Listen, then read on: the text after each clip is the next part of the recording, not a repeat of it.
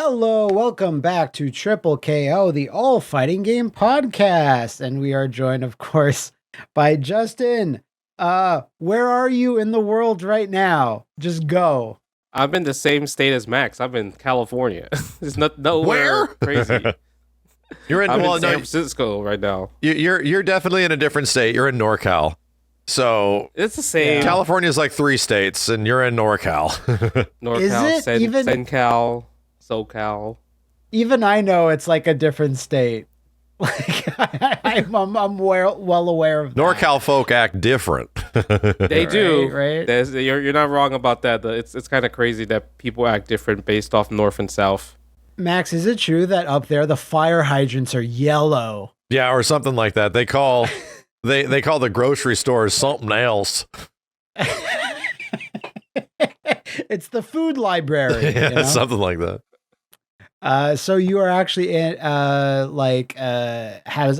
a big presence at Capcom Cup. What is going down with that? Well, like a lot of people saying like this has been a really good event so far. What is up?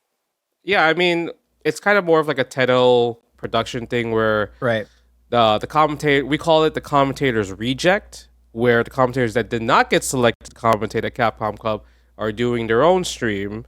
So it's like myself, Tasty Steve, James Chen, Ultra David, and yeah, we're doing a stream of Capcom Cup pretty much, and it's been fantastic. Obviously, sleep schedules have been ruined, but besides that, it feels like a WWE storyline, WrestleMania type of style. Like too many amazing storylines. The best players in the world are getting eliminated, while the dark horses like a 15-year-old kid from Chile is in top 16 winners, right? Dark horses from like Belgium, Juicy Joe with his JP, and one NA player, somebody from the trenches from Compton, top 16 winners, Noah the Prodigy. It's Noah, isn't it? I was going to say, yes, it's got to be Noah. I haven't been keeping up. The only NA player, it's him, right? And there was like 10 NA players. And even the best, the one that won Evo, Punk, he got eliminated in group stages. So the story is writing itself right now. Noah should win. I want Noah to win because his dad is there. He's new age, like he's legit new age FGC. There is a bunch of new age FGC in this top 16 though. So it's like a lot of amazing story. Like the 15-year-old kid from Chile, his run has been amazing. Because he went 5-0 in the group stages. Damn. Like he was the first person to go 5-0. Yeah. So it's kind of like a lot of people are cheering for him to go far. I'm cheering for Noah because, like I just like that he also came from poverty, and Street Fighter 6 pretty much saved his life and saved his family life when you think about it, right? So it's a lot of amazing storylines right now in Capcom Cup 11. I'll always remember Noah from 2011 from Marvel 3. And he was like a 8 to 10-year-old kid approximately at the time. Yep. And he was competing on stage, and he got actually like a win or two on stage on camera, and it was like, well, that actually made one of my top Evo moments, I think. What was like, oh my God, like this is the new FGC is showing up, and they're 8 years old type of shit. I think, and they gave him the Rookie of the Year at that same event. That's awesome for doing well. Like I guess the breakout player of Evo 2011, they gave him an award for that, right? Because he actually made it, I think, to top 128 in Marvel 3 Vanilla. Yeah. So it's kind of crazy. Speaking of on what you're talking about of these storylines, because I was just intending to tune into the top 16. I was expecting to see much more high profile players in there, and the fact that there's a lot of upsets makes it genuinely interesting. I think what it also is indicative of how quality the online experience is for Street Fighter 6. These people are online warriors, dude, like straight up. Yep. And the fact that you can get people just from quite literally like world warriors from random parts of the earth that can just get all of their matchup experience and all of their knowledge and execution and time and game time specifically from online, and they can get matches that actually work like across oceans and shit and get those players, and that experience is like, yeah, it's happened. Like we don't You do not need to travel anymore. Like the legit online experience exists for this shit now, you know? And it's always been there before, but I feel like now with this Capcom Cup, it's exemplary of it. There is even stuff like that. You're completely right on the money on that. The online really helps. Another crazy story was if you remember the first Red Bull Kumite for Street Fighter 6 in South Africa, Jabi M, like the best player in South Africa, beat Tokido at that tournament. Yeah. Right? They ended up in the same group this Capcom Cup. Oh, so everyone's rematch. thinking it's a fluke. Tokido's probably gonna body him this time. Jabi M actually beats Tokido again. Dude's got his number. It just happens. Cup. Yeah, it's amazing. So literally the online infrastructure. Most of the players that are at Capcom Cup qualified from online World Warrior events. So it's really showing a testament that that they are beating people that qualified offline. Yeah. So, it really is the new wave, the new future. And that's the thing, man. It's like, dude, the shit that I'm seeing of like clutch moments, like perfect parry cancels into big crazy shit. I'm like, this is nuts. People are getting way too good at this game. Because, albeit, I love, obviously Street Fighter 3 Third Strike because it sets up for a lot of moments like that. Dude, the parries in that game are 3 times easier than the perfect parries are in Street Fighter 6. They're so much harder to do. So when you see somebody like triple perfect parry Akuma's red fireball, that shit was hard. You saw that clip, didn't you? You saw that clip, the Daigo did. That shit's hard, dude. I'm like, dude, holy hell. Oh, man. It's kind of interesting though. It's like you would assume that maybe there's like in real life jitters, like being an online warrior, and then they actually have to go like a major. Yeah. And like maybe they won't perform, but that doesn't seem to be the case. Like, like performance is going on the pot, like going in the win brackets here versus like, I don't know, any other examples you can think of in video games. Like, but when you actually have to show up for real, it's like maybe you just get nervous because you're in front of a live audience and all that. It doesn't really seem to affect a lot of players. I will say it might not be as impactful in like a top 128 situation. That's true. But when it gets to top 16, top 8, those jitters have historically affected some of the best players in the world. Like Punk dealt with that forever. And he broke it, and it was that's why his Evo story was so interesting. He finally broke his curse. So that being clutch and like really pulling out in front of like a big audience with those big moments on the line is something that, I think you start to see the test of people's mettle like when that shit happens, Yeah, that's so true enough. So unfortunately, you were mentioning about how people weren't getting nervous. So there are players that were playing completely on point on day 1, day 2, where they were like set to qualify if they play the same in day 3. Yeah. Once day 3 came, 90% of the players that were 3-0 or literally one match away from qualify, they lost all their matches on that last day and they did not qualify. Only Blas and the 15-year-old kid from Chile had a 5-0, and Fudo, who's a veteran, plays Virtua Fighter, Street Fighter 4 Evo Champ, also got a 5-0. So those were the only 2 players out of every other player that played like it consistently. Was a normal day. Yeah.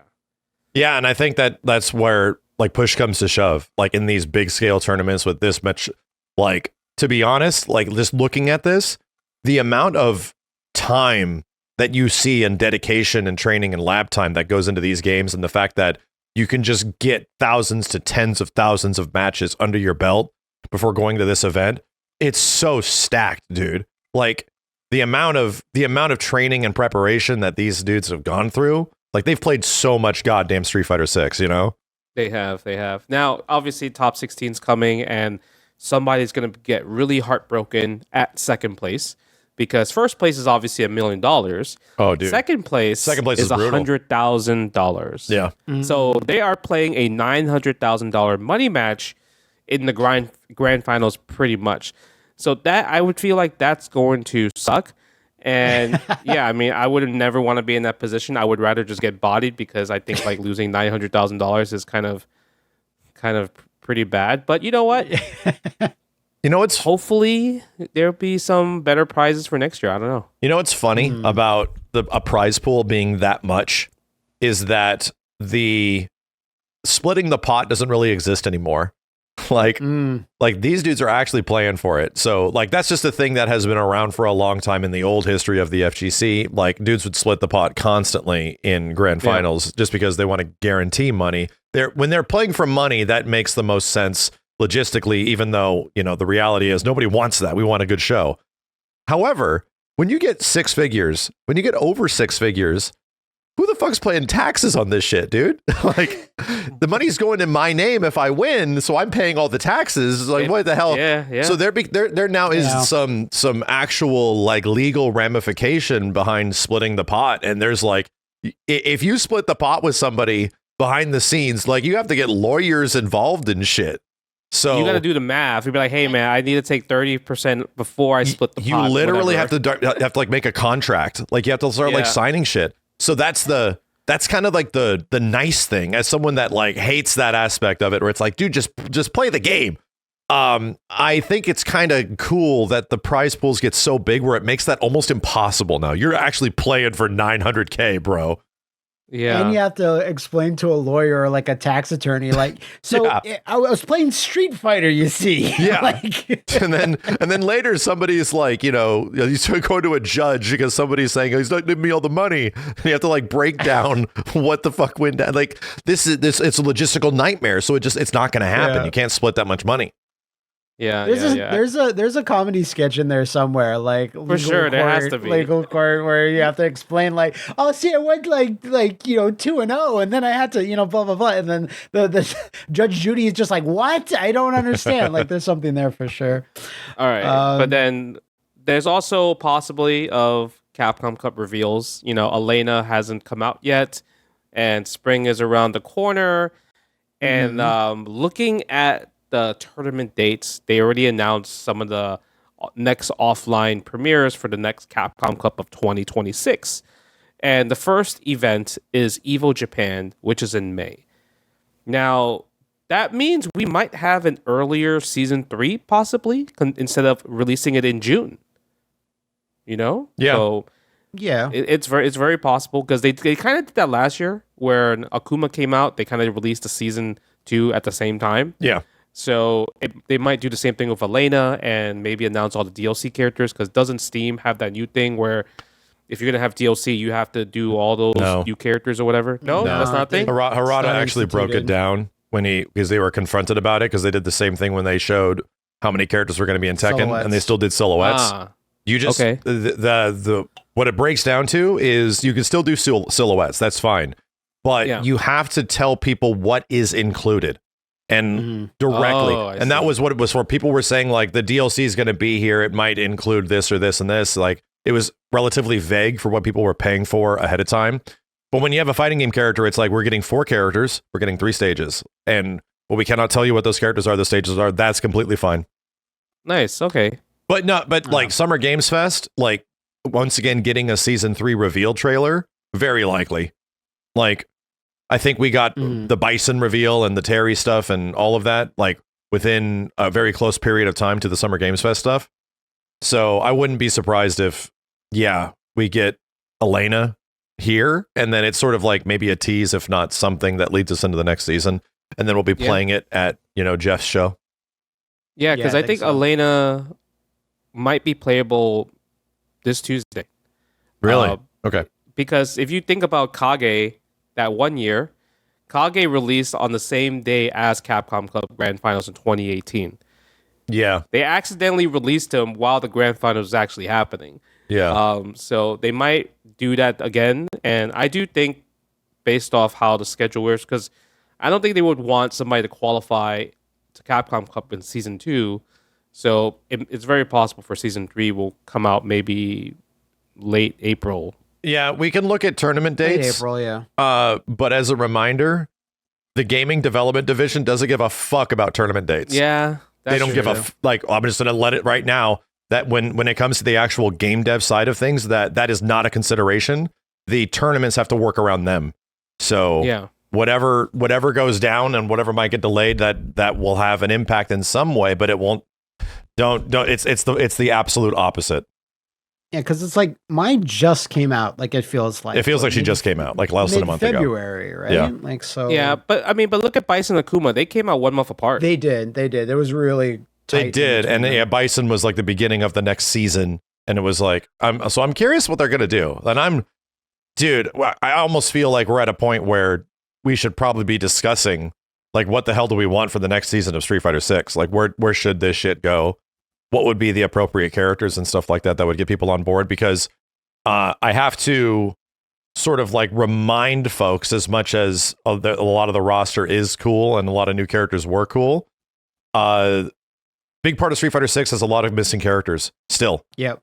And Akuma alleviated that a little bit. Bison sort of alleviated that a little bit, but there's still a lot of people that are disappointed with the roster and in a character crisis, just in general. Like, that's true. No Street Fighter 3 characters. No, there's barely any Street Fighter 3 character representation in any way. No Final Fight characters. There's no Final Fight character stuff. There's like no Sakura. There's still a lot of like missing pieces here and there. So there's a big question of just like, so where does this game go? From here, is Makoto going to be involved in some way? Because that seems to be a very popular one. But that's what I'm curious about. I'm curious where the hell this game's actually going to go. Well, I posted the 5 characters I don't want to come back, and I saw that. Yeah, so I posted that I don't want El Fuerte, Hakan, T-Hawk. Pretty much, the grapplers I don't like. I don't want them to come back, and I'm shocked. Yeah, so I'm curious to see what characters they're going to. I would assume it's going to be Final Fight characters, because I feel like, come on, bro, World Tour mode, they push it really hard every single time. Metro City, like, at least one or two. They almost pushed it too hard, where it's like, then why aren't they in the tournament? Exactly. Why isn't Cody at least, they're mentioned? So it just feels a little weird, versus if you didn't mention it at all, like them, but they're mentioned pretty frequently in the game. And all the characters that are shown in people's little bits of artwork, like Viper is doing stuff right now. Yeah. But, it's just kind of weird. And then if the next season doesn't have at least one or two of these characters, or at least all of them that they have shown in artwork, like new artwork in the Street Fighter 6 timeline, it's just kind of strange. It's not very few fighting games do that, where it's like, hey, look at this character. This character is active and doing shit right now, but they're not in the game for some reason. Yeah. I actually had a lot of people in my mentions say, I don't want guest characters. They don't want guest characters. They want give me the Street Fighter characters. And the biggest reason for that is because a lot of Street Fighter characters are missing. Like half the roster at launch was, and even the majority of the first season pass were like new characters in some way that have never been in the series before, or like, if you count Fang to Aki type of stuff, right? So people are missing their Street Fighter characters, like straight up. So I can see why. Yeah, I think this season should be very telling, and I hope this just fan request characters like crazy. I really do, because to be real, that first season was a bit odd, and then we only got 2 representations in the second season. Elena about to be the first like Street Fighter 3 character that's added to the game, but I'm a toss up between Dudley, Sean, Makoto. I kind of want to see any. Makoto's pretty popular. Makoto's pretty popular. I would love to see a modern representation of Dudley or Sean. Just in this game. So I hope so, man. I'm just really wondering what road they're going to take, or if they're just going to introduce more new characters. The worst thing they can do is give us like a Falk 2.0. Yeah. Like if they give us like, but Ed is so cool though. Ed is cool. No, don't get me wrong. Really cool. No, I'm saying Ed was carried over from Street Fighter 5, right? Yeah. Like not Falk. That's what I'm saying. A Falk 2.0, a character that's Falk-like. DeCapra. Yeah. Okay. Yeah, that is like a Falk-like character. So that a brand new character that not many people are super like, what is she? What are we doing? Okay, Okay. Yeah, that makes sense. I think a return to anybody that has been established since at least Street Fighter 3, if not 4. And it's like, we have enough returning characters, or like similar characters from 5 that have already returned, like Ed, like Aki, like Rashid and stuff. Yeah. I think maybe not bringing characters in from the least popular like Street Fighter in the last 20 years. Is maybe, like, you already did that. So maybe go back to 3, 4 or like Alpha. I think, we all could recognize that like the best thing that happened to Street Fighter 6 pretty much was Akuma, right? Like Akuma and his appearance like just brought so many people in, and it was like, oh, the interest for the game has risen so much. That's where the game sort of like picked up when it was feeling kind of down in that first season. I hate to admit it, but based on like the way I've engaged with the audience, much less like casual audience and what people are into, the two characters that would absolutely pop the fuck off if they were included in the next season, Evil Ryu and Oni. If they did Evil Ryu and Oni, people would be crazy excited. People love those goddamn characters, dude. I wouldn't. I could get on the Oni train, but I think doesn't the story they kind of got rid of the Evil Ryu? Yeah, isn't he like brother? Bison came back to life for the 4th time. Yeah, he's got a point. I forgot. This is a Capcom game. Nobody dies, right? Like, Nash died, and he came back as a zombie. He came back again, yes. Did they just say, oh yeah, Gen's alive? I'm like, shut up. Yes, it doesn't matter. It's a fighting game. No, dude. it is. I have to remind you. What if Gen fights and he comes in a wheelchair and he fights you? Like Professor X and X-Men Mutant Academy? I'm not justifying their existence in any way from the previous games, much less the story. But like the appeal of those characters, I remember when they first were like teased, if not leaked, in Street Fighter 4, and people were flipping the fuck out. Like, who are these guys? What is going? And that's kind of the crazy Shoto power level thing, which really ties Street Fighter close to like a Dragon Ball situation where people really love that shit, especially from a casual audience. So I'm not saying it would be good competitively. I'm not saying it's what the majority of the audience, the hardcore audience, would want. But like the 90% of people would love to go and learn about Oni's story and Evil Ryu's bullshit and whatever. That's not who I would pick, but they would do very well. Yo, Dark Sean? What about Dark Sean? Dank Sean. Optimally, you want one character from everything that's missing. So like one alpha character like Sakura, one Final Fight character, Hagar or Cody, and like 1 or 2 Street Fighter 3 characters, and like whoever's missing from like Street Fighter like 2, like a classic character, Sagat, let's say. Yeah. And like that's the best way you can spread it around so that everyone like at least has one character from there that's like popular from the games that they debuted in, and that's the best you can do because it's been all over the place so far. Yeah. In a bad way. I got a crazy proposition. What if the next there is a guest character in Street Fighter 6 and it is alluding towards Capcom fighting games in the future? What if it's Cyclops? I don't want Cyclops. You don't want Cyclops? Mean? So would it have to be Wolverine? Yeah, so I want Cyclops. Bro, but Cyclops could shake the hand, do the pose again. Yeah. That's what I mean, is that could be like like bringing the audiences together in some way.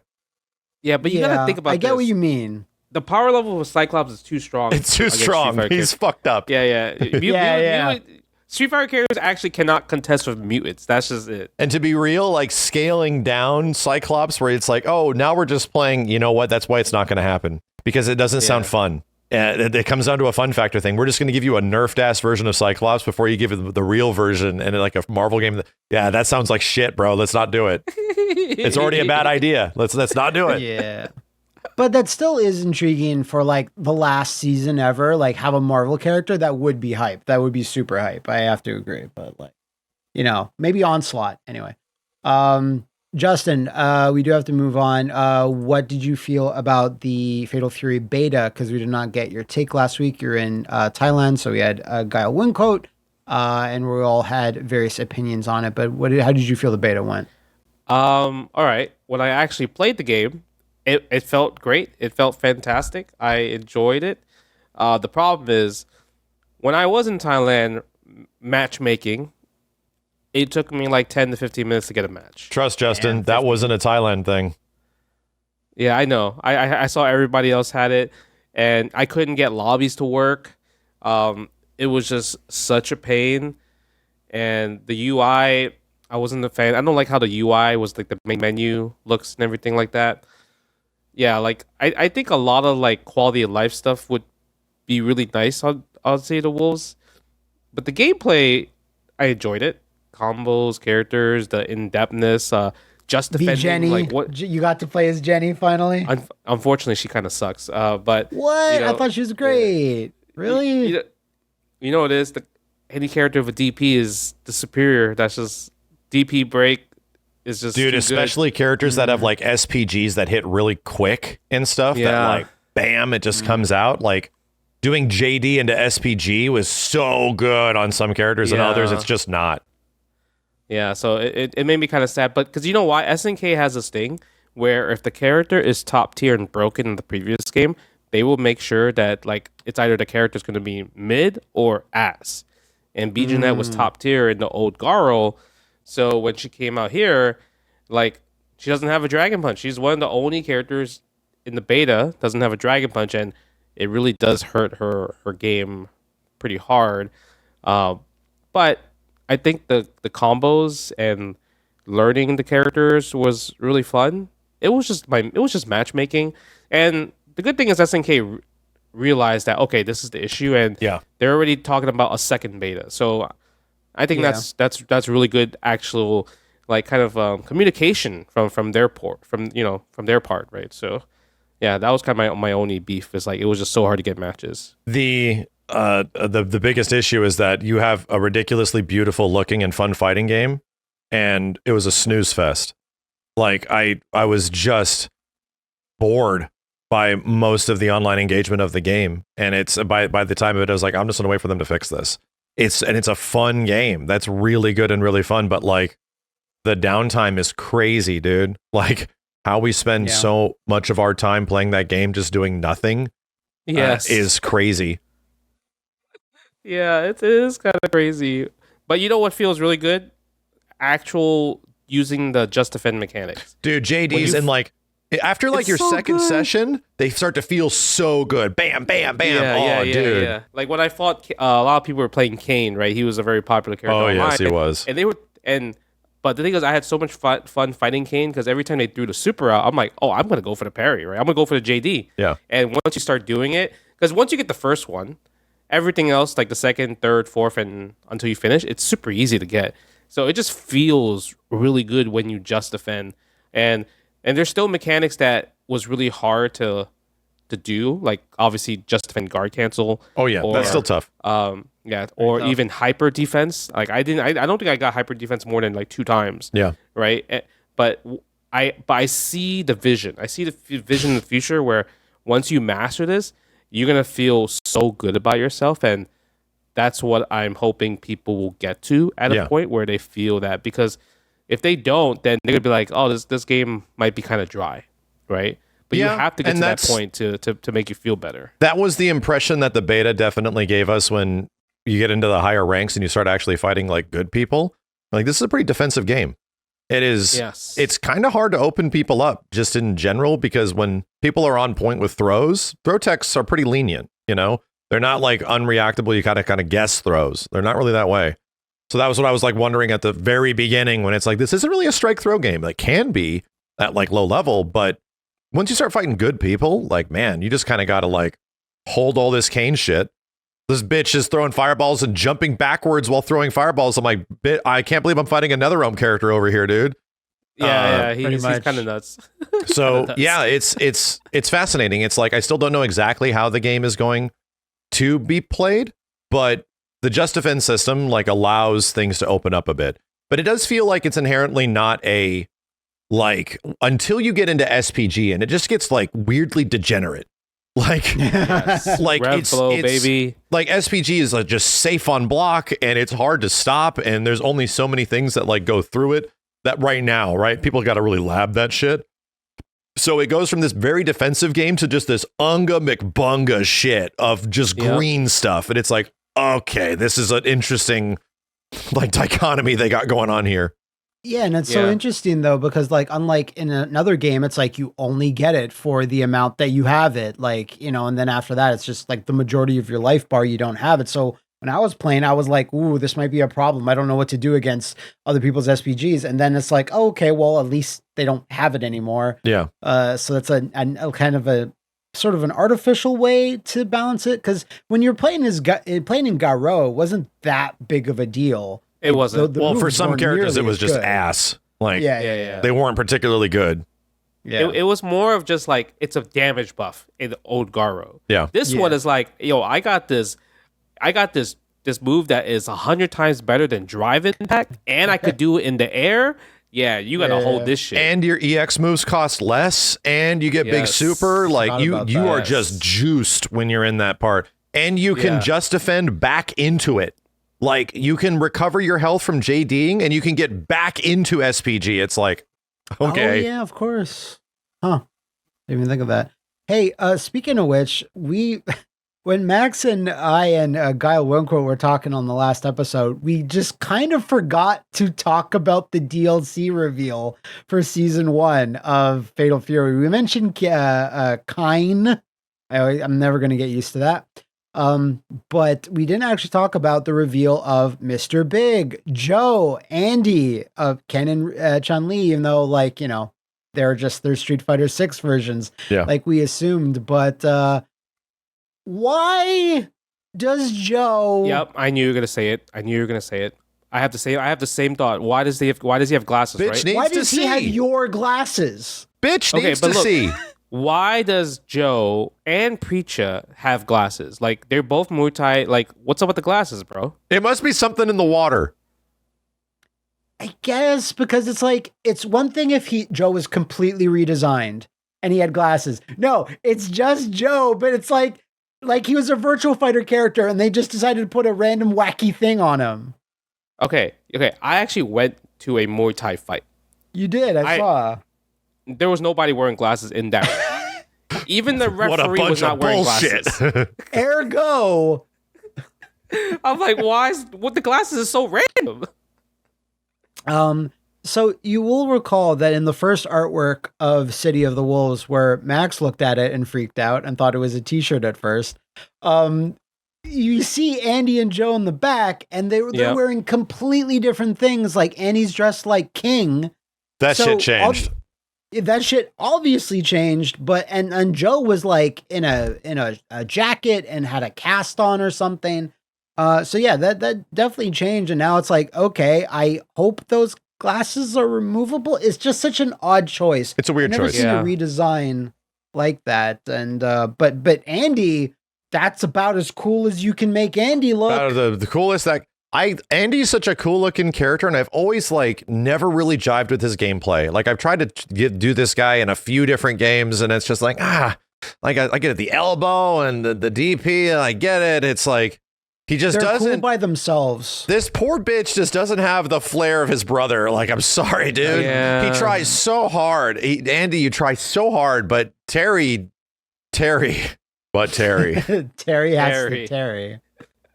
But yeah, it looks pretty cool. Just the artwork for now, obviously. But Mr. Big, he's cool. Definitely even though Art of Fighting and Fatal Fury are very, very closely linked, Mr. Big being there is obviously SNK just going, we have an Art of Fighting game coming. Yeah. We kind of announced one existed, and I guess that's a pretty cool pick. I still would have rather preferred a Fatal Fury character, like one that we haven't seen in a while. Update me.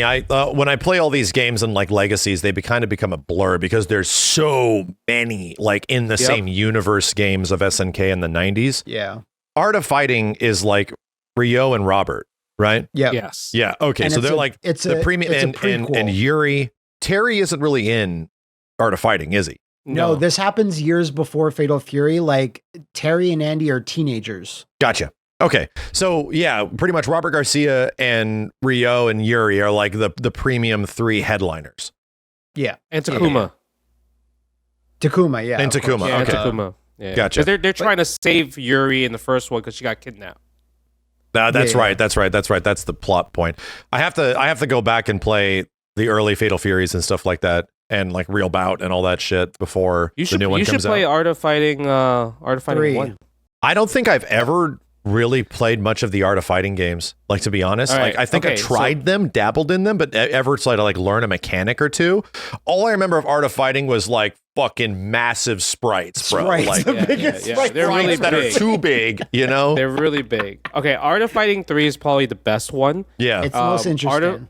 Art of Fighting 2 has a boss rage you can do with young geese, which is really, really hard. and Art of Fighting 1 and Art of Fighting 1 is like Street Fighter 1. Yeah, that's right. I remember I think I tried something like this because I did a Terry Legacy a while back, and it was most of like the Fatal Fury games, right? And there was one of them that had, I think it might have been like Fatal Fury 2 or something, that had an amazing geese fight in the end. And mechanically was actually a very fun game. Terry can do a bunch of shit in that game. I was like, oh, this is cool. So I'm looking forward to going back to those. But yeah, Art of Fighting, I'm just wondering how the hell you modernize the shit out of that. Because they are not like the headliner they're headliner SNK characters that sort of got relegated over to KOF just over time, right? And that's where they show up. So now I'm wondering, what do you do to Art of Fighting? Because obviously Galro has like Terry, right? It's got some characters that people really know, but I don't know how many people really, from a generalized perspective, like the modernization of Ryo and Robert as like the Ryu and Ken, you know? SNK really pushed Ryo a lot in many different games. Oh yeah, he's been around like in everything, you know? I was almost surprised that he didn't show up in Galro, but we have Marco, all right? And it's like Marco, similar style. Yeah. Like, from the exact same dojo. If you get a second, just watch Gal Wincoat's video on Art of Fighting 3, where he discusses like why it's the most like mechanically interesting. Yeah. And if anything, SNK can build off that, because that's the one where it's like, wow, they did some wildly different things with this game. Whereas like Art of Fighting 1 and 2 are kind of like, you know, standard fighting games for the most part. Yeah, but, it wasn't Art of Fighting or early Fatal Furies pretty much the first game that did supers. Yeah, I think Art of Fighting They did it before Super Street Fighter 2. Art of Fighting 1 has a super, but it's really hard to do. Like the motion, it has to be pure accurate, and it's just crazy. Like it looks like you mash it. Like I don't know, it looks crazy. Yeah. Before we move on from Fatal Fury stuff, sure. I have to mention one thing that I was able to conclude at the end of the first beta. Games got one-sided rollback all over the place.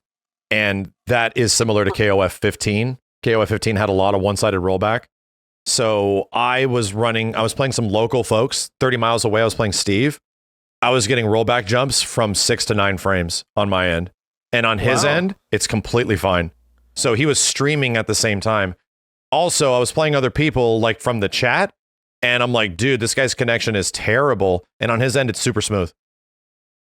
So I also, funny enough, what procced this was that I ran into Nemo, and dude was on like a 35 game win streak. And I was like, shit, well, time to get bodied. I won. And I was like, oh, I just took Nemo's win streak. That seems weird. And he pieced out after the first round. He pieced out. He pieced out after that game. So I'm like wondering, I wonder if there was a bunch of one-sided rollback all over the place. Yeah. So that unfortunately is probably one of the biggest issues that they have to solve going into beta 2. And that was a part of the feedback that I gave them that, hey, I have visual proof. This shit's happening. And it's happening when I have good connections with people. And I don't get it. And that rollback is rough, dude. 6 to 9 frames of rollback. Like you miss short hops. Like the short hop goes from standing to up here, and you just miss all of that. So you're like, well, I'm just going to get destroyed. So that really needs to get fixed. And the problem is that it reminded me of the catfish connection. And I'm like, where did that term come from? It came from KOF 15.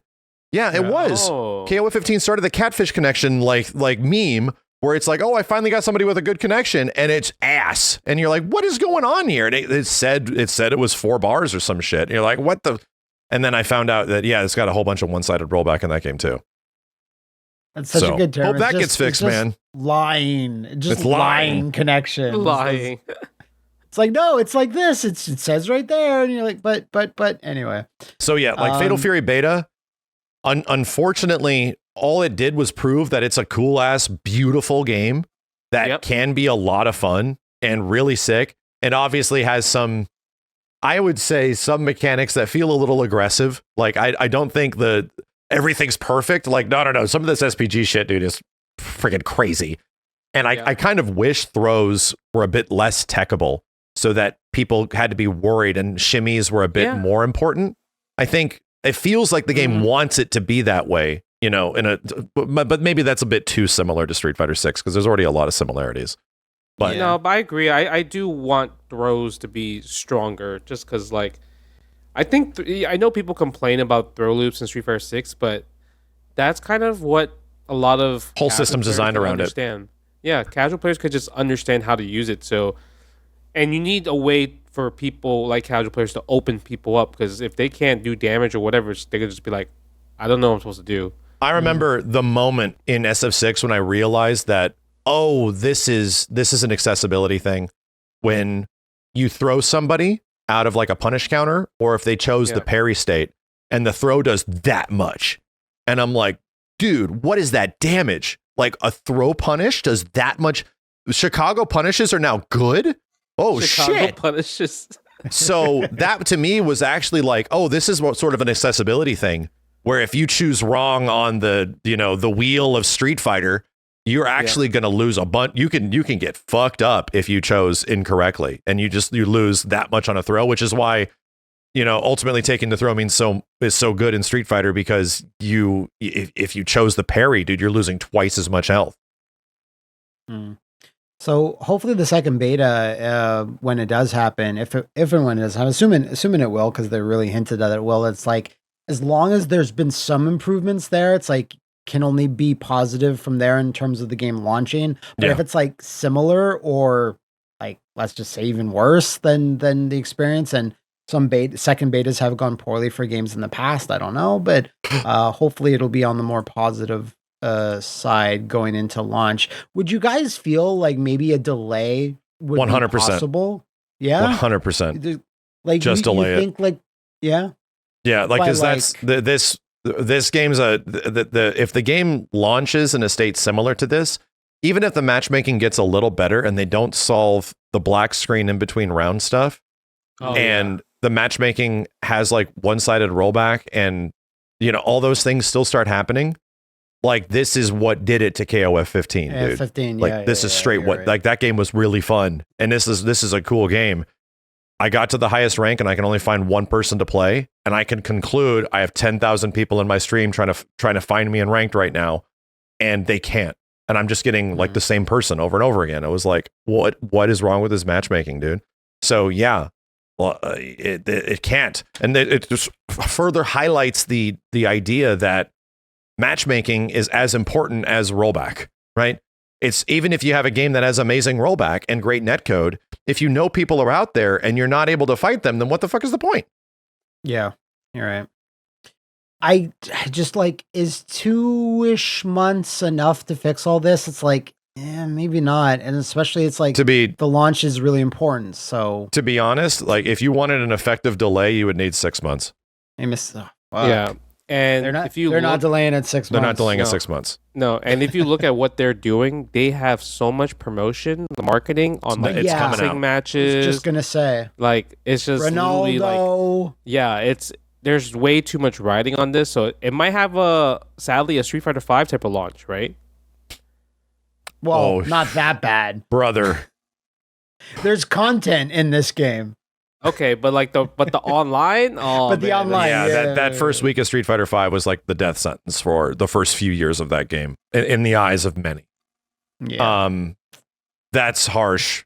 If it has a Street Fighter V launch, that's, you know what? Then it just gets put in the list of SNK games that could be really cool. That could have been really cool. But that's where it lands at. It could have been cool. And that Sam Show, KOF 14, friggin' KOF 15. It's like the same problem. Yeah, same problem. And then also King of Fighters 13 global match also has the same problem. I don't want to talk about it, dude. I didn't put it in the docket because I was like, no one's gonna want to talk. It's gonna bum me out. Like, you're gonna bum me out. I heard about that shit and it was like, what? It like doesn't even work. So you're better off playing like the original game with delay-based netcode. You can't download it. Well, I mean, Steam. If you have it. Oh, I mean, I have it. Yeah. Yeah. Okay. Moving on to more like positive news. Tekken 8 Season 2. Unfortunately, they had the Tekken Talk live stream like hours after we concluded the last show. Yeah. But lots of big changes and a reveal. I purposely am waiting for Max's explanation of everything they changed, because it seems like they changed a lot. I can sort of break it down for you in a generalized sense. And here's the thing. This is all like on paper. from the devs. We really don't know what this is going to feel like until we get our hands on it. So the biggest change is sidestepping. Why are they changing sidestepping? So pretty much, it already seemed like sidestepping and sidewalking was very good in Tekken 8 in general. Characters have so much offensive bullshit in this game that like labbing all of their offensive bullshit was going to be almost impossible. So it's like, oh, you can't backdash fast enough anymore. So they made it so that you can move in and out of the screen a bit better. It's like, oh, okay, that makes sense. The problem is characters have like tracking moves, right? Specifically blue shit. They have these like blue attacks that have tails on them, and they literally knock you out of sidestepping. The whole point is to avoid it. As we learned, it was like, oh, so sidestepping, sidewalking is really good in that first month. Well, it turns out there's just a shit ton of stuff that tracks the fuck out of you, like we're playing Soul Calibur 2 or something. So it's like, oh, these attacks that aren't supposed to be mega tracking are mega tracking, and they are like hitboxes are huge. They're like hovering 180 degrees of space. So that became kind of an issue where it's like, oh, you just get jailed, right? You just have to hold all of this shit in Tekken 8, and finding a way out can be very hard. Enter season 2, they're changing that. When you're in a wall crouching state, there's a lot of moments in Tekken 8 that forces the character into a crouching state, meaning you can only do like a wall rising attack or like a down one, right? Your options are very limited. They're allowing you for the first time in like Tekken, I think, history to sidestep out of there. While crouching, you can sidestep like into the screen or away from the screen. Side crouch stepping. Yes. And that's a big deal because that changes up the jailing part of the game where it's like you get stuck in this situation. The other big change, which is like, I'll explain this with generalized terms. They're changing the way sidestepping works. And if you've ever played Tekken, you know when you first play it, it feels like you're piloting like an automaton of a character. They feel heavy and weighted. And you have to unlock their mobility. And sidestepping's a part of that, where it's like, okay, yeah, I kind of want to engage the sidewalk, but not just a sidestep. And why is it not doing it? Why does it take a while to get in there? They are changing the way sidestepping works from an input on the buffer level. So as it sounds like the game is getting a little closer to Soul Calibur, where there's an 8-way run that just allows you to move in that direction, but that immediately engages in Soul Calibur, right? Mm-hmm. In Tekken, it does not immediately engage. They're getting a bit closer to that, where they're just allowing you to not be stuck in that pose. And in some situations where you would like to just, hey, I just want to try to sidestep instead of getting fucking destroyed for attempting a sidestep, they're making it good. We don't know how good it's going to be. We don't know how good it's going to actually feel. But the couple of examples they showed, I was like, never seen that before in Tekken. Holy shit. Like, you usually stuck in many of those situations. And now your character can freely just like in the middle of a string, later. And it's like, that's really different. It's not Virtua Fighter sidestepping, mind you, where it actually has invulnerability, but it's like, oh, they're taking this is a big change. Like, this has never been this way in Tekken before. I'll maintain that 8-way running in Soul Calibur was like one of the easiest things for people to get into Soul Calibur. Yes, because it just works. Why it became so popular so fast. That's why I liked it. Like, that's because characters' freedom of movement in Soul Calibur 1 and 2 is just so smooth. I'm just like wiggling around all over the place, like in completely like 8 directions. It feels so good. They're not committing to that. You can't like sidewalk everywhere, but just engaging a sidestep and a sidewalk. They're changing it on an input level. And they're like, let's just make it easier to get in there. Will it make everything else feel weird? It could. And it could feel not different at all. Like, we don't know yet. But from like I said, a pen and paper level, it's a huge change to Tekken. And the reveal of Anna, even though it's pretty telegraphed with the teaser of her a little while ago, I don't know about you guys. I'm always kind of like, yeah, no, I prefer Nina, like up until this point. Yeah. And then during this Anna reveal, I'm like, no, okay, I'm Team Anna now. This design is too hot. Great. She looks too cool. Tom is too cool of a weapon. Yes, Anna is too good. That trailer was amazing because she did a bazooka feint cancel. Yeah. That's all I needed. She literally took a bazooka, canceled into the next string, and I said, yep, this is what's going to bring a lot of people interested in Tekken if they have to stop playing or whatever, because that's like one of the coolest things. It's kind of like Jax in Mortal Kombat 10. That rocket and then you run cancel after that was so cool, and I it just reminded me of that, and I just love that Anna has that. So I think that's really cool, and she has a lot of different weapons. That's really cool too. Yeah, like why did you suddenly jump to Jax shooting his rocket launcher? Because that's the only character I could think about that had a rocket launcher cancel. Right. Okay. Yeah, they didn't give Nemesis a launcher cancel or anything like that. Specifically, Jax against 10-year-olds. Yeah. Did Anna get a date? I didn't quite catch that. I think she launches close to season 2's big update. I think it's at the beginning of April. Oh, okay. Yes. Yeah, so it's a lot. I thought it was like it's a month away for some reason in my head. It's still pretty soon, though. Yeah. Yeah. I don't personally. I don't know about you guys, but I prefer like a little delay between launches. When we were talking about Street Fighter 6 earlier, there's something about like having season 2 start almost immediately after season 1, where I'm like, I just let it breathe for like an extra month or something. I don't know. No, I agree. There's too much shit going on with fighting games. So I think we all completely understand. Just calm down the last 4 or 5 years. Like no shit. The thing that they didn't highlight was the 1,600 changes to the roster. Yeah, and they said they're going to talk about that at some point this month. Probably a couple weeks before it comes out. But 1,600 changes across the whole roster. I mean, I would think most of it's going to be reducing lots of chip damage because, the chip damage was kind of insane, especially with the jail system, when you feel jailed. Having to hold it, can't move and have to hold it. Because, like, for example, Kuma, I mean, I'm excited. I think it was really cool that Kuma, was a viable character, but damn, the amount of chip damage that he was doing before you actually get to press a button was kind of obnoxious, very obnoxious. I mean, it is a bear.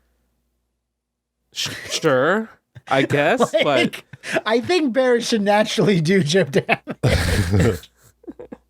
Just saying. And then they made some changes to heat, right? I think I have to go back and recall my thoughts, but yes, like heat is going through some different changes. Not as much as you would think. And it feels like allowing the sidestep ability of characters from like crouch and all that kind of stuff. They're tackling it in a way that is more generalized, where it's like heat is part of the game, like straight up. Yeah. Like they want it to be part of the game. So they're not gonna make it like bad. It has to be good. It has to be powerful. But they're gonna give you more abilities to get out of it. Will that affect anybody below like blue rank? Most likely not. Right. But in that space where you actually start figuring out, how do I get out of this shit? Like, what do I do to get out? You will have more options in season 2. So it's like, to me, the design philosophy behind it was that in Tekken 8, you have to lab so much more than any other Tekken game. And Tekken's already a game where you have to lab the shit out of it, dude. Like, if characters have like 8 to 16 powerful attacks, you have to learn where and how and when to sidestep them. And it isn't just, I just sidestep. No. It's like, which direction do you sidestep? Do you sidestep late? Do you sidestep early? Do you even get a punish after? Do you practice that punish? Do you just where do you take your frames? Like, you need to know that if you actually want to be competent at it against everybody. And it's so much lab time. It's insane, dude.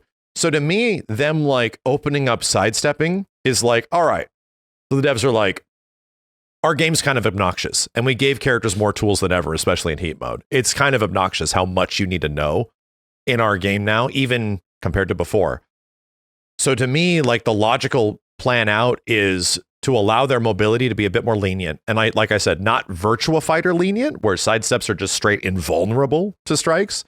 No. Just let people try. Because right now, if you're playing Tekken and you don't know where to step something and you start trying, guess what happens 90% of the time? You get fucked up.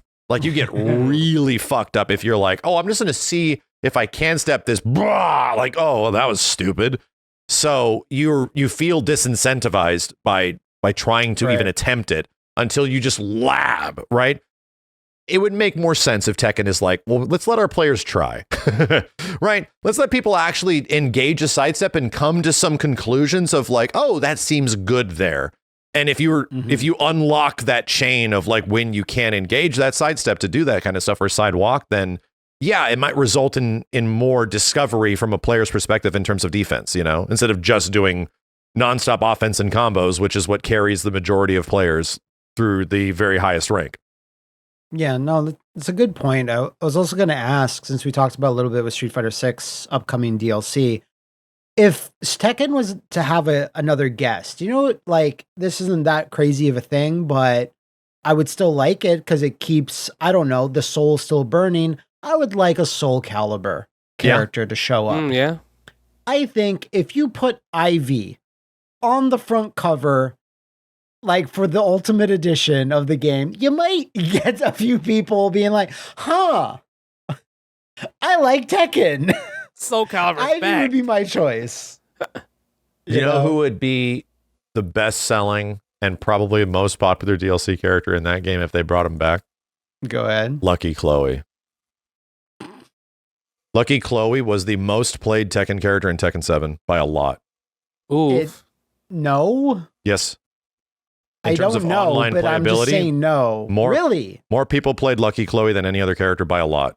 That many people hate Kenny. Pretty much. Well, she dances. She was very popular in online in metrics and online polling. Well, I'd assume then like every developer's studio publisher has that data, and then why not? Pretty much. So I wouldn't be surprised if a slot in season 2 is relegated to Lucky Chloe. Right. But if you're to have like a guess from another game, any strike your mind in Tekken, like, you know, we have Clive already, but I mean, the Tifa is the obvious bullshit that everyone's on, but you're not getting the Tifa. Obvious bullshit. We ain't getting that Tifa, shit anytime soon, dude. You'll get Tifa in Tekken 9. I legit think we're getting Tifa in Tekken 8, but that's like a 2027 thing. Okay. Like it's a while away. So I don't know, man. Like I don't know who would be the guest character because it looks like it's another guest character at the end of this season. It looks like they're including a stage with them as well. It's the exact same stuff they're doing with Clive. I like the execution of Clive a lot, dude. But Clive sort of represented like what Tekken players sort of dislike, where his main tools are so powerful that you don't have to use anything else, you know? Right. Like that's kind of the issue where it's like, oh, these things are so good, why do anything else? And you just sort of see them do the same thing over and over again. I don't know. Terry Bogard, Max, don't worry. I don't want Terry again. Like I think I'm good now. Terry again. Like I don't want Terry again. I think if anything, I'd want Rock personally, but I don't know if that'll do it. I don't know if that's like the thing that does it, but I would love it. And they already stuck a bunch of Rock into Jin, you know, already. They gave him the one-winged shit and the jacket, and they're just Rock Howarding the main character. Rock Howard. Dude, he literally does like the front punch and the wing comes out. I'm like, he does. Bruh. And then I literally asked Mike Murray, I'm like, is there a lot of Rock Howard in Jin this time? And Mike looks at me like a year and a half before the game comes out. He's like, that's my favorite character. And I'm like, I wonder why. I could definitely tell. I don't know, man. I don't know who. Mike, I always say this, like, if you want an appealing character, Mike Tyson. I want young Iron Mike Tyson. Right. Okay. Mr. Dream, you could call him. Whatever. Like, I want his voice. I want it to be him. I want his like young persona in the game. I think that would be neat. You would I'd like a WWE, like I want evil John Cena in there. Like I want heel John Cena, pretty good. Like imagine like that would actually be super. Just wrestler, real life. To be wrestler. Honest, Roman Reigns, Cody Rhodes, Roman Reigns coming out when he points the finger up. I think, dude, that would be ridiculous. That would sell so much. Sick. You would have to think that all of the king love that exists in Tekken would definitely skew that to be a thing that would exist. And I think that would be very beneficial for the game of like, wow, what if there's like a big wrestling name in the game? That'd be amazing. They had New Japan shit, like in advertisement with Tekken 7. They had like Okada had like King had like a Rainmaker costume. He did. Now Okada's in AEW, but I'm just saying that there's a wrestling connection there. But AEW and New Japan stuff, easy to work with. Easy, comparatively. The problem is that working with WWE might be an issue.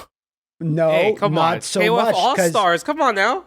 I was gonna say they had all that All-Stars shit. I understand it, but like, it's a bit different when it's not it is. a mobile game. It is a bit when you have like big 3D models and that approval process and all that stuff. It's like, yeah, KOF All-Stars already has Tekken versus WWF. Like it already. Oh, you get Justin. They put Rhea Ripley in fucking Tekken. Oh, they put mommy in there. They put mommy in there. Yo, that'd be kind of crazy. or maybe like Yeet Man or something. No, popular, I don't care. I don't care about Yeet. No, I'm good. No, good man.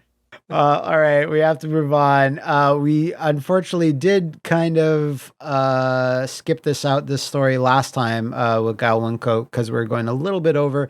But Undernight Inbirth getting the new character Ogre, who seems pretty cool. Undernight Inbirth's DLC plan was kind of like interesting, where they announced all the characters, but they were really spaced out, like one per like every 3 or 4 months.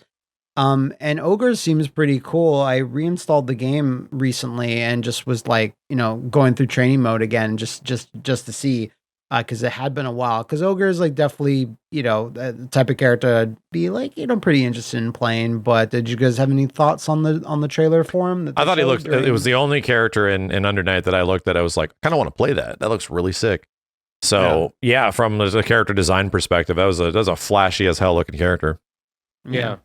I haven't tried him yet, but he looks really cool. And I mean, if I did install the game again, I would want to just try out his combos, see how flashy they are and how hard they are. Yeah. The other thing is like for cool stylized anime man in like a suit and a hat, and his name is Ogre. It's just like I just think of Tekken Ogre. Yeah. So it's just like a weirdness with that name there, but whatever. Aside from that, not the best news ever right now, in that Skullgirls, any sort of work on it is being suspended on Second Encore and Skullgirls Mobile because its publisher, Autumn Games, and its developer, I always forget the name, Variable. Hidden Variable? Hidden Variable, thank you, Justin, entered a legal battle where Hidden Variable maintains that they hadn't been paid for 6 months in developing the game. So that's where that legal dispute is stemming from. Skullgirls continuing, even though Skullgirls been around since goddamn like 2012, 2013. This isn't the first time. It's even the second time that a problem has started like this. Like very early on, they had an issue like this as well. So it continues, even though the party is always continuing with Skullgirls. I guess right now the party's suspended for it. So, not sure what's going to happen with that, but it seems especially messy. I feel bad for the devs, but Skullgirls had a pretty good run, like just in general. Exactly. Like the coming pretty much back from the dead at one point and getting like Annie and new characters and a bunch of new updates and shit. It was like, damn, this is crazy. So you really can't ask for much more, right? It was a fan-funded fighting game, pretty much one of the original indie fighting games that had ever existed. And for it to get that much support for that long is something that doesn't even happen to any other franchise. Like the closest we got was like the Guilty Gear X games, like getting so many different versions for so many years, all the way up until like Accent Core plus R and stuff. So it's like, this is not a common thing. Yeah. But yeah, it might spell the end of the game as is, or might have a resolution. So we'll see.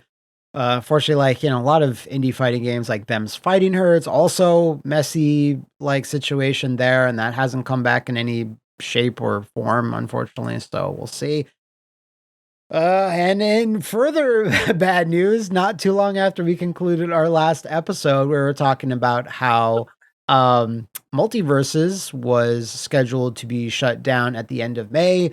Then WB made its big announcement that it was shutting down multiple studios like Monolith, which was crazy to me, for like a 30-year studio responsible for one of its best-selling 2 games in Lord of the Rings, Shadow of Mordor and all that.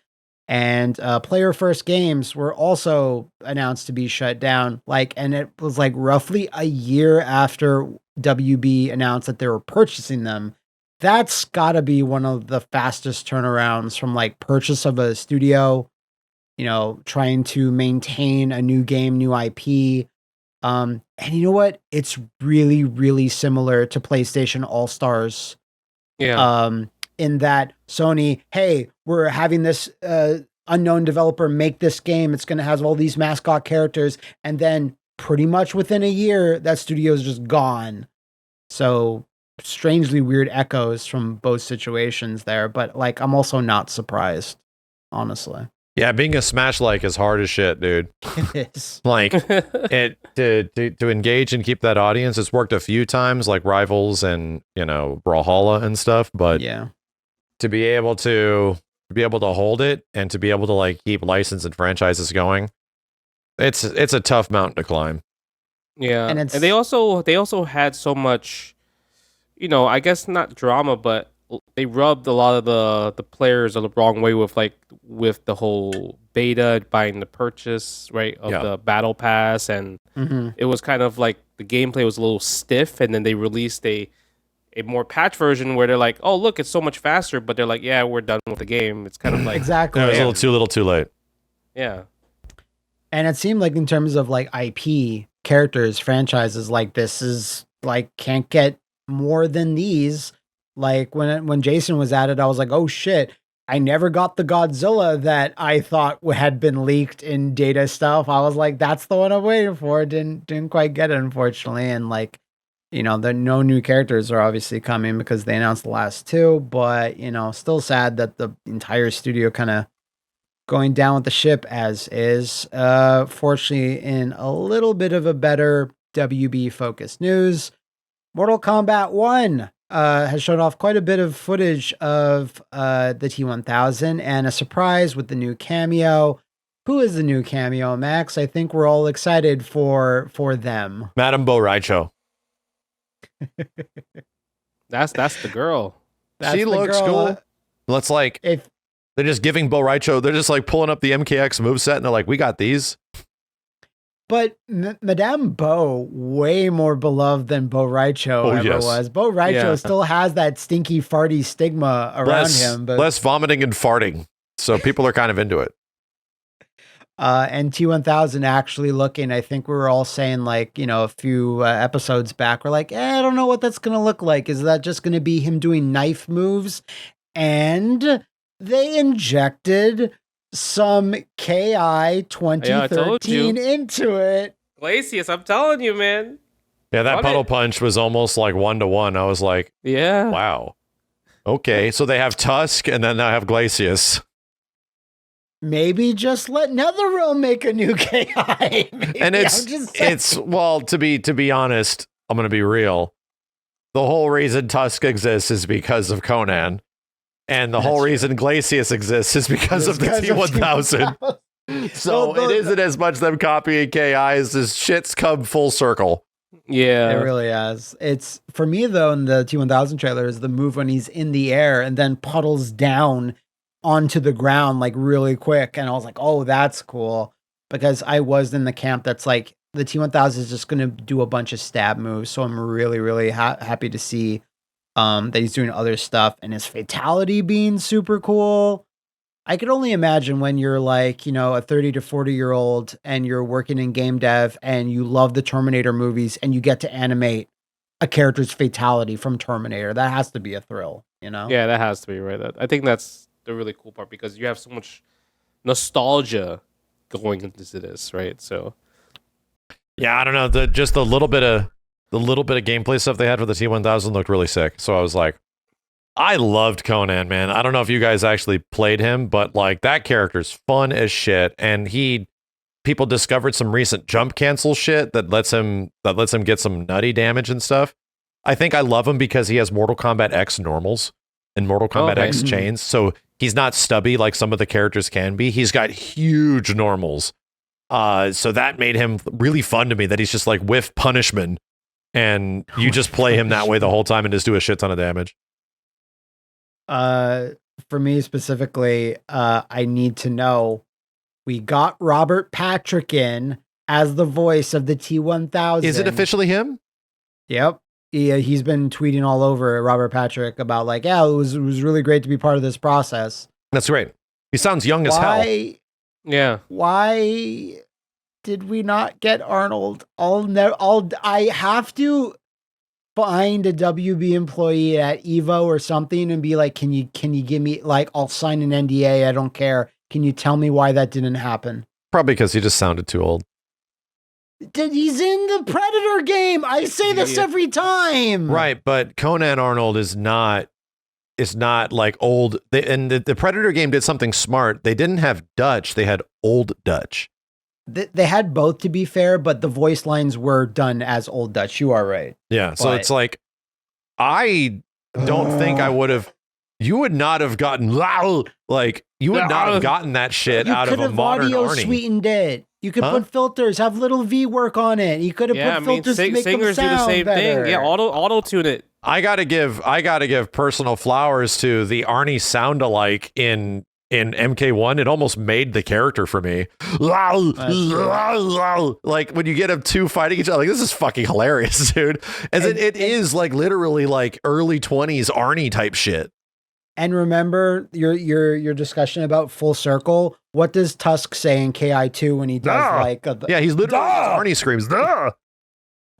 Like it all goes hand in hand. Like I think if you got like 70 something Arnie doing that stuff, however old he is now, he would not have had that same cadence and that same like touch of humor to his like younger performance where somebody could emulate it. So. In this case, I genuinely disagree on not having him in MK11 because he literally is like older Arnie in that game. Like he literally is like older Terminator. Yeah. I will totally give you that, but it still bothers me in MK11 not having the T800 having his voice. Like that was a performance. I think that was stupid. It was like, how did we not? And to be real, the guy that they got to sound like him was only okay. It could have been legit the same dude again that's doing this one, but this one is a lot more, I would say, unnuanced. It's more comical, and they can like lean into it being like, you don't know what you're doing. Like they just go ham with it. You should be the voice actor for Arnold. I think he's pretty good. Yeah, you're pretty good at it. You're gonna die today. They put like your nipple as Tusk in KI 2013. They can like have you as a voice for Arnold. A great friend of mine said, full circle. All right, we got to get going because Justin has some Capcom Cup obligations. But, City of the Wolves coming out pretty soon. Lots of stuff going on in the fighting game realm. So we're all going to be talking about that next time. But Justin, you may or may not be available next time because you're going to Japan, I believe. Yes? Yeah, I'm going to Japan with the family, taking Harper to Donkey Kong Country Land. Can I go? Can I come? I want to go to the Donkey Kong Land so bad. Pull up. Just pull up. You can just play Beat Jenny's stage in Fatal Fury. You'll be good. That's true. You're right. Play the music while I'm walking around the island. Nobody will know the difference if it's Beat Jenny's theme. You'll be completely fine. What if I put the music on and people just start like, "Oh, Donkey Kong Country, right?" Yeah. You're just promoting Fatal Fury.